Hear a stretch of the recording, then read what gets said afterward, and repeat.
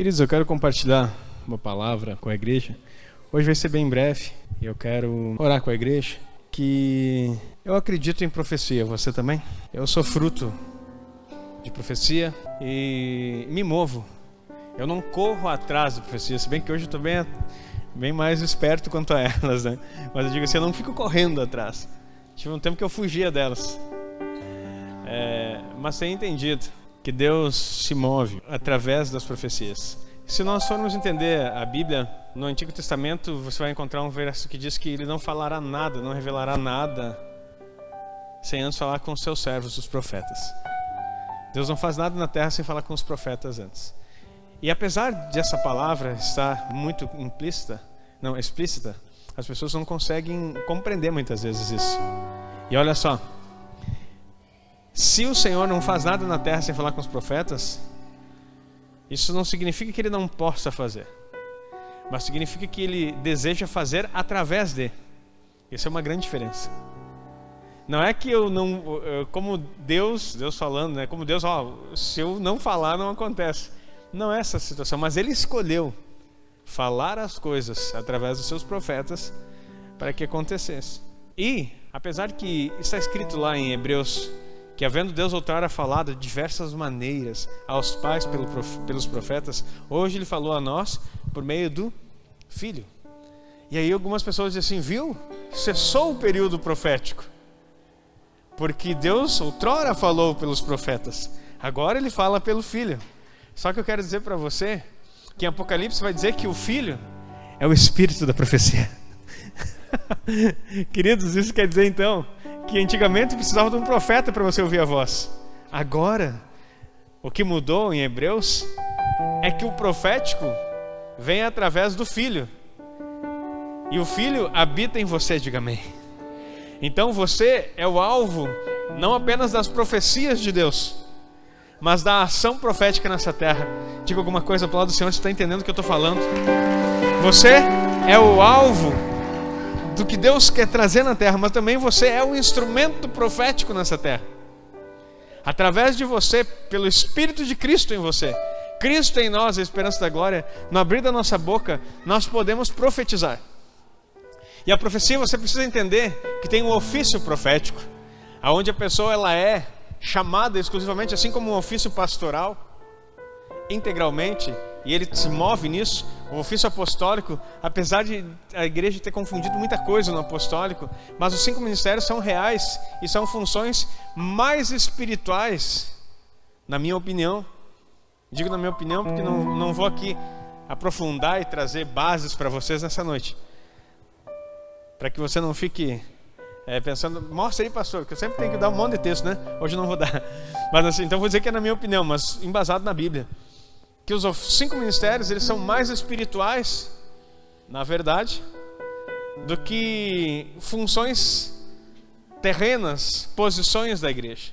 Então, quando nós entendemos que os 5 ministérios operam no espiritual, nós vamos compreender que o apostólico ele tem uma função de um nível acima. As grandes batalhas espirituais territoriais são desenvolvidas com uma unção apostólica, com um ministério apostólico. Se não tiver um reconhecimento de ministério apostólico e não tiver a compreensão dessa necessidade que Deus estabeleceu para aperfeiçoamento dos santos, não vai haver grandes conquistas territoriais. Os apóstolos, quando foram estabelecidos por Deus, eram para ir.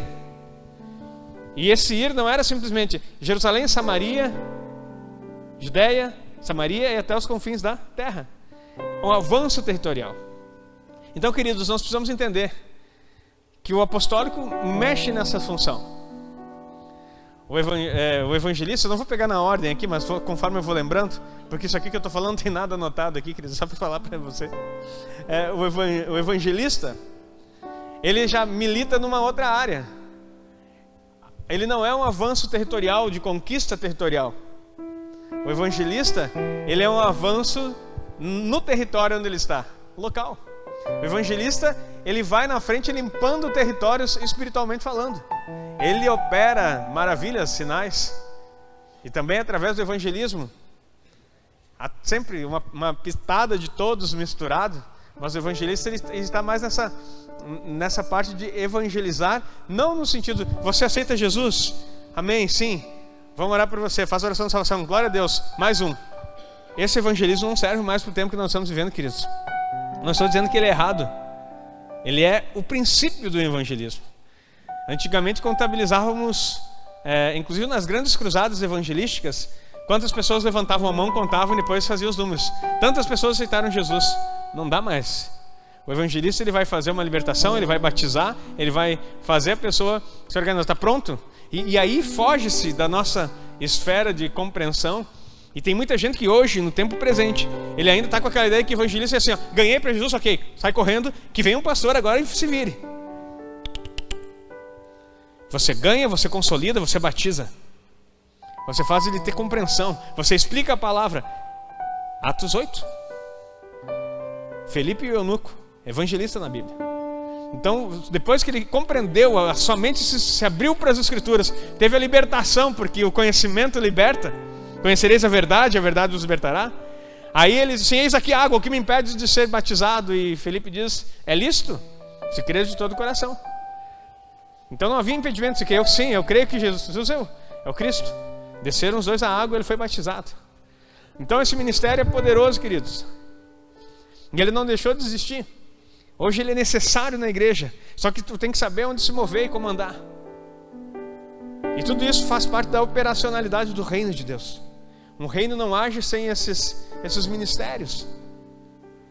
E eu não estou criticando aonde não se move assim, e as pessoas que ainda não entenderam isso. Entretanto, para que nós possamos viver tudo aquilo que Deus tem para nós, nós precisamos nos revestir desse entendimento e pedir ao Senhor, revela, Senhor, porque a igreja vai ser restaurada. É tempo de restauração. E os 5 ministérios vão ativar a igreja para fazer o serviço que o Senhor quer. Pastor é aquele que cuida. Pastor é aquele que cuida do rebanho. E eu costumo dizer, biblicamente, que um pastor ele não pode cuidar mais do que 100 pessoas. A pastor de 100 pessoas ele não tem. E 100 pessoas é complicado dele cuidar já. Mas ele cuida, ele está junto. Só que junto com os pastores estão os diáconos. Nunca um pastor cuida de algo sozinho, porque é impossível um ser humano cuidar de 100. É impossível. Jesus tinha 12, 3 mais próximos e 1 íntimo. Comissionou 70, por que não comissionou 100? O bom pastor comissionou 70, não chegou nem o número de 100. Porque a estrutura, ela tem que ser compatível com aquilo que você possa organizar. Jesus não veio aqui para ser super-herói e nem ser um exemplo de estratégia. Não, ele veio aqui para manifestar a vida de Deus, mostrar que é possível, você e eu, fazer obras maiores que ele em nome de Jesus.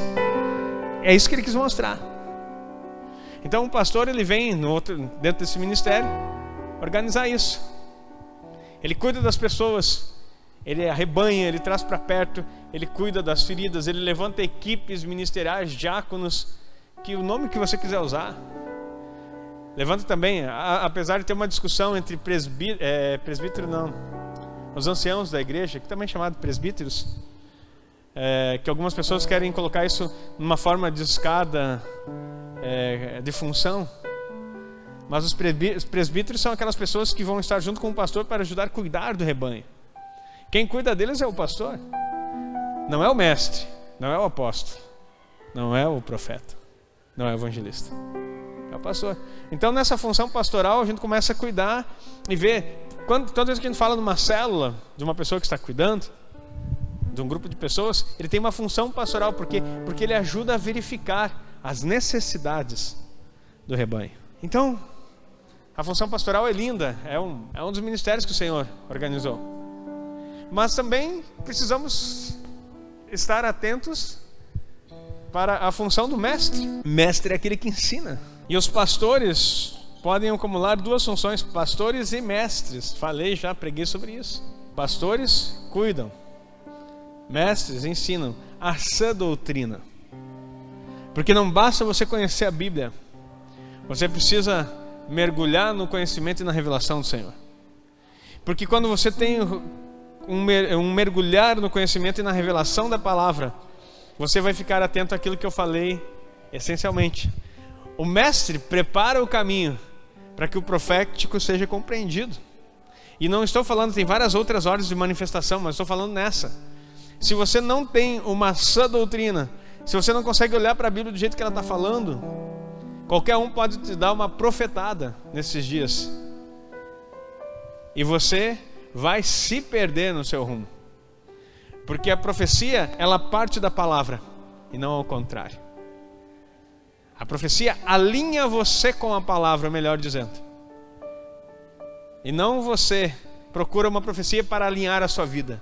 Se você está procurando profecia para alinhar a sua vida, provavelmente você vai andar conforme o seu bem querer, o seu próprio entendimento. Como assim, pastor? Porque é muito simples. Eu vou procurando um profeta até que alguém fale exatamente aquilo que eu quero escutar.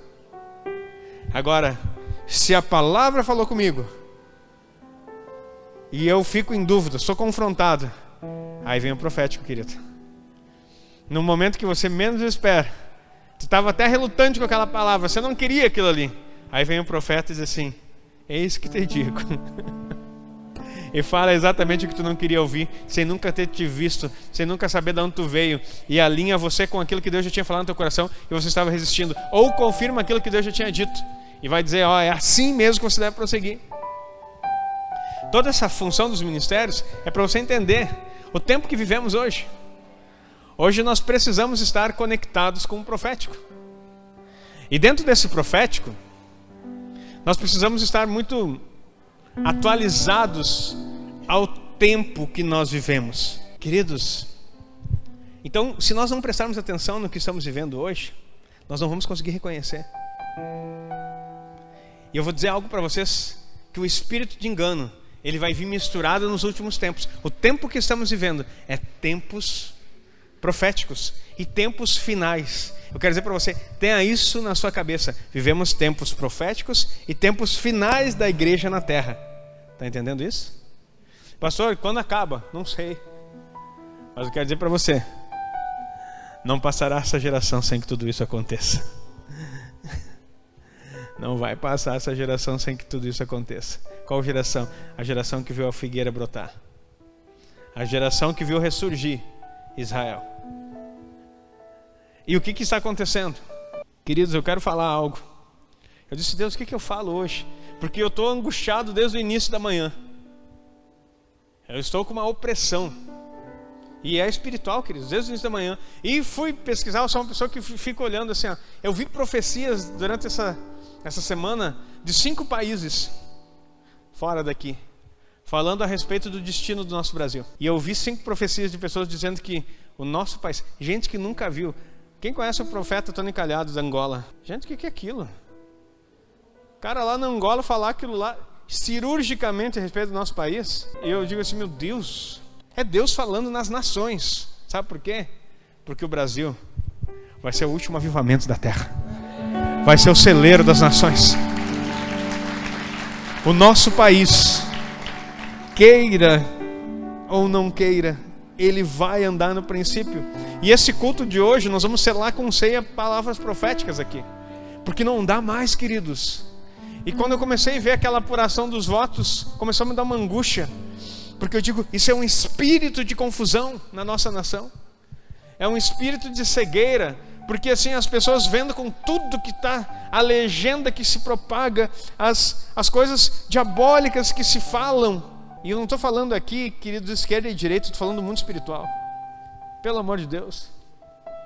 Mas aquilo que está sendo falado hoje em dia me arrepia. Eu fico olhando como é que um crente que tem filhos, que tem netos, um crente que é adolescente, uma jovem, uma moça bonita, que um dia quer ter uma família, que consegue carregar, se não for por um espírito maligno, pensamentos dessa forma. Queridos, assim, ó, coisas terríveis.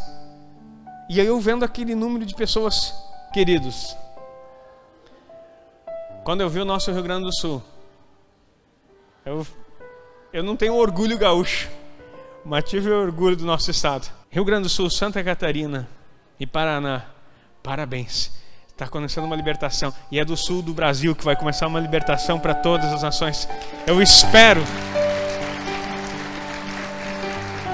Essas são as façanhas que eu quero que seja visto sobre o nosso povo. De não se dobrar por um engodo e por um engano.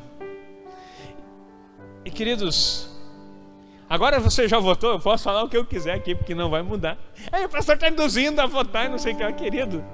Eu só quero que Deus tenha misericórdia da sua vida, caso você não tenha conseguido compreender, e que tua visão seja aberta em nome de Jesus. Porque assim, aí antes de sair eu estava angustiado assim, Deus, eu preciso de uma palavra. Eu não sei o que eu vou pregar. Porque eu estou assim, eu não estou para... Queridos, eu não estou hoje com aquela motivação para vir aqui, botar a mão na cabeça, vamos lá, vamos receber Deus. Eu estou assim, angustiado de ver o país que eu amo. O país que em 1997, diante da bandeira nacional, eu fiz o juramento de defender com a minha própria vida. E talvez tem gente que passou por lá e não está nem aí. Mas eu sou crente desde que eu me conheço por gente. E a Bíblia diz, se você fizer um voto, não tarde em cumprir. Quando você faz um juramento, você está diante de Deus. Por isso que a Bíblia diz, não faça juramento algum. Agora, no momento em que você fizer, cumpra. E no momento que eu, nas fileiras do Exército Brasileiro, fiz um juramento que eu ia defender minha pátria com o sacrifício da própria vida, eu sabia o que eu estava dizendo. Eu tinha 18 anos, mas sabia exatamente o que eu estava dizendo. Se necessário fosse, com o sacrifício da minha própria vida. Só que eu descobri que as fileiras que eu fui tirado e nas quais eu fui colocado tem o mesmo juramento. Quem quiser ganhar a sua vida, perdê-la. Agora quem perder a sua vida por amor de mim, achar lá. Eu disse assim, poxa vida, eu descobri que se necessário for, Atos 1:8, vale para você também, não é só eu, é para você. Recebereis poder do Espírito Santo e sereis meus mártires. Mártires no grego. Você vai ter que morrer por uma causa. Que causa é essa? Ninguém tem maior amor que esse, dar a vida pelos seus amigos. Você está disposto a morrer para que outros possam viver? Você está disposto a morrer para que outros possam viver? E agora não fala aqui de suicídio, não fala aqui de morrer de qualquer jeito, morrendo para suas vontades. Sabe o que acontece? Muito crente, muito evangélico é partidário e não morre para suas vontades, não morre para o seu orgulho de ostentar um nome, uma legenda ou um apoio de alguém. E não está preocupado com nada do que vai acontecer com os seus filhos, com os seus netos, com as nossas crianças. Não estão nem aí para o que vai acontecer. E nós não podemos admitir isso. Tão importante quanto a minha vida aqui é a vida da Gabriela e do Caleb. Para mim, eu não botei filho no mundo para padecer necessidade ou para ficar na mão de um socialismo ou de um comunismo. Eu vou te contar um testemunho aqui, que eu devia ter uns 5 anos, e eu vi uma propaganda, no tempo a TV era preto e branco ainda, mas chamou a atenção que veio uma bandeira na tela com um símbolo, uma foice e um martelo. E me chamou a atenção aquilo. Eu disse, mãe, o que é isso? E a minha mãe, no seu jeito humilde de ser e na sua sabedoria, por isso que aquilo que você fala, querido, muda o rumo da vida de uma pessoa. Os seus filhos precisam ser educados nos princípios do Senhor. Ela disse para mim, filho, isso é o comunismo. Eu disse assim, comunismo? O que é o comunismo, mãe? O que significa? O que é isso? Daí ela disse assim, por que tem esses desenhos? Daí ela disse para mim, tá vendo essa foice, meu filho? A foice é para ceifar os cristãos. Tá vendo o martelo? O martelo é para esmagar eles. Isso é o comunismo, meu filho. Bastou. Eis aqui um patriota, desde os 5 anos, que quer ver o reino de Deus vir sem influência. Pastor, mas não é bem assim. Queridos, eu fui estudar sociologia só para confirmar. Eu te dou uma aula, se quiser, se eu tiver 4 horas para sentar aqui e explicar só sobre as bases do socialismo e do comunismo, não sei se eu consigo te explicar tudo. Mas uma das coisas que ele fala é descrer no sobrenatural. Nós estamos falando sobre o que aqui? Comecei falando sobre profético. Profético é céu falando com a terra. Não, isso não existe. E todo aquele que professar assim tem que... E essa é a ideia comum, a ideia de que todo mundo tem que ter as mesmas coisas, que você não pode ter isso, que você tem que se limitar nessas coisas. Essas coisas são terríveis e enganam, porque por trás dessa, vamos usar assim, desse encantamento, há uma terrível artimanha do maligno para roubar, matar e destruir. Mas, para que não fique só na minha palavra, para que você não fique cansado, que eu quero mais é orar com você hoje. Senhor, o que eu falo para a igreja? Eu preciso de uma palavra para tirar essa angústia. Foram feitos relatos, queridos, a gente fica ligado com mais pessoas. Da noite de ontem para hoje, não precisa levantar a mão, mas quantos passaram a madrugada inteira orando pela nação? Ou saíram fazer ato profético?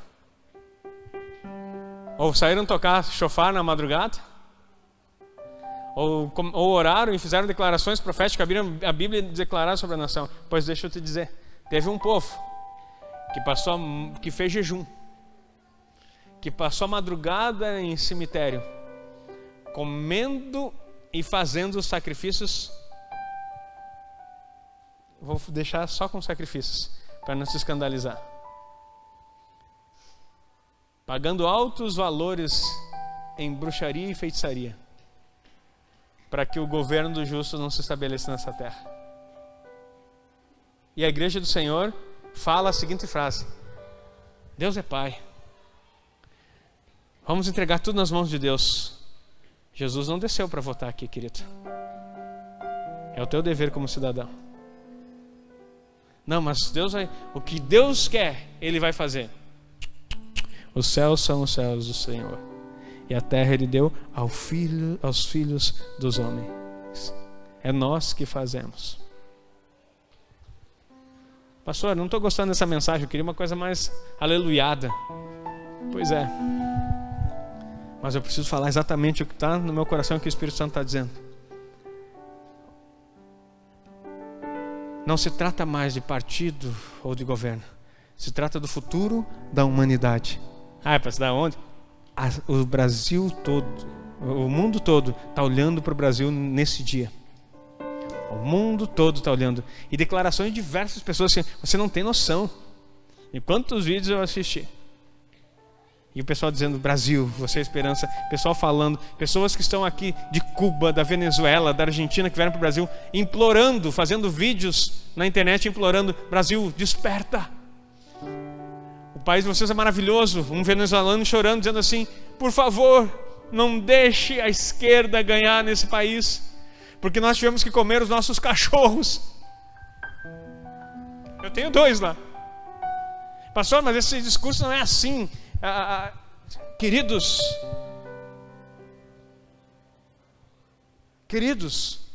isso é terrível, porque não se trata mais de uma ideologia apenas, se trata de um contrato de finalização, porque o Brasil foi profetizado que ele vai ser o celeiro do mundo, inclusive na grande tribulação que está por vir. Sabe aquele filho varão que fala em Apocalipse, que é levado para o deserto? Ele vai ser, o deserto é uma expressão, e depois que Deus pega ele e leva para um lugar para ser sustentado, o lugar que a grande tribulação, a igreja que não vai ser vencedora, vai ficar e vai conseguir ter paz, viver em paz. A terra de Gozen, que tinha no Egito, lembra? Que as pragas não pegavam lá? A terra de Gozen, no cenário profético, é o Brasil. É o lugar onde as nações virão para poder ter paz, enquanto o anticristo destrói com tudo. E vão ter alimento e vão ter comida. Nós vamos alimentar o mundo. Pastor, que discurso mais exagerado? Não. Isaías 31. Perdão, 32. Isaías 32. A partir do verso 1. Eu disse, Senhor, me dá uma palavra que eu possa ler com a igreja para a gente orar. Falei bastante já. Eis que reinará um rei com justiça, e dominarão os príncipes segundo o juízo. E será aquele homem como um esconderijo contra o vento e um refúgio contra a tempestade, como ribeiros de água em lugares secos, e como a sombra de uma grande rocha em terra sedenta. E os olhos dos que veem não olharão para trás, e os ouvidos do que ouvem estarão atentos. E o coração dos imprudentes entenderá o conhecimento, e a língua dos gagos estará pronta para falar distintamente. Queridos, eu não sei se tu entende o que é profético, mas quando eu pedi para o Senhor uma palavra, isso me trouxe paz no coração. E eu ouvi uma palavra desse profeta e de outros também com a mesma ideia, que o jejum e a oração do Brasil foi ouvida. Queridos, em outros lugares do mundo eles não têm nem por que querer fazer esse tipo de menção. Sabe o que acontece? A Europa já abandonou Deus há muito tempo. Os Estados Unidos quase em totalidade. A África ainda falta muito. O islamismo cresce acirradamente para chegar. O Brasil é conhecido como um país cristão no mundo. É um país que ora. Queridos, nessa semana eu orava pela nossa nação. E eu dizia assim: Senhor, eu sei que tem mais de 7 mil aqui. Eu sei que tem mais de 7 mil aqui. Sara a nossa terra.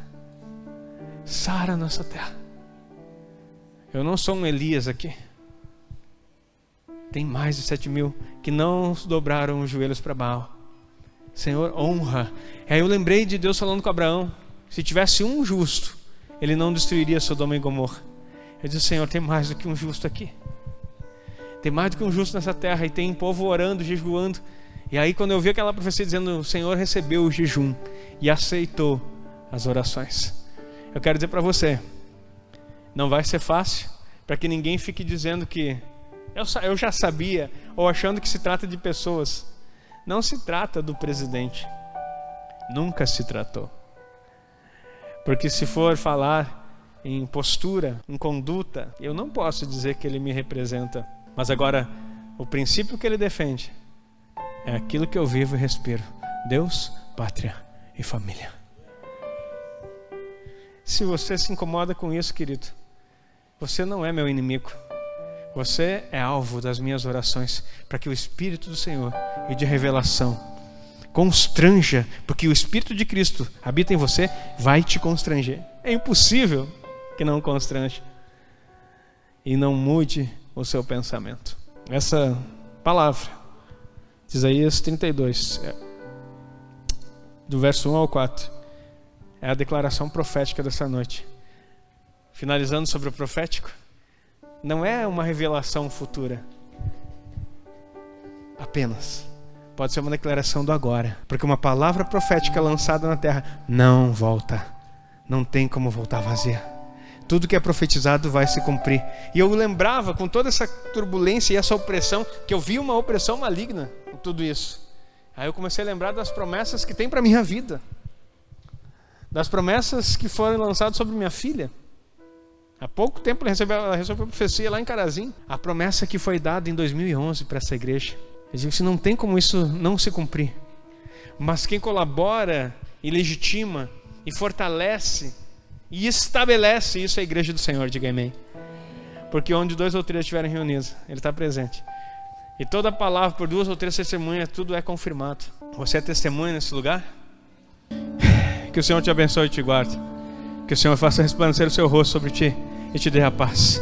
Que tenha uma excelente semana em nome de Jesus. Amém e amém.